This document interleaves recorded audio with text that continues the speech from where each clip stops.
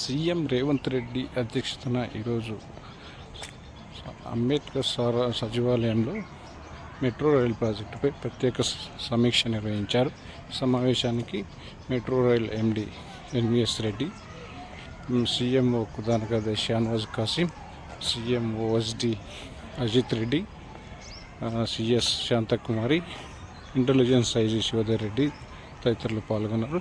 ముఖ్యంగా ఈ రైల్వే ప్రాజెక్టులో ఎల్బీ నగర్ నుంచి హయత్ నగర్ వరకు, అదేవిధంగా నాగోల్ నుంచి ఎల్బీ నగర్ వరకు, అదేవిధంగా చందానగర్ నుంచి మియాపూర్ వరకు, అదేవిధంగా మన ఐబిఎస్ ఆ పరిసరాల్లో 3 కారిడార్లు, IBS business districts, financial district, అదేవిధంగా మైండ్ స్పేస్ కూడా పరిశీలించి సిద్ధం చేయాలని రివ్యూలో కోరినట్టుగా తెలుస్తుంది.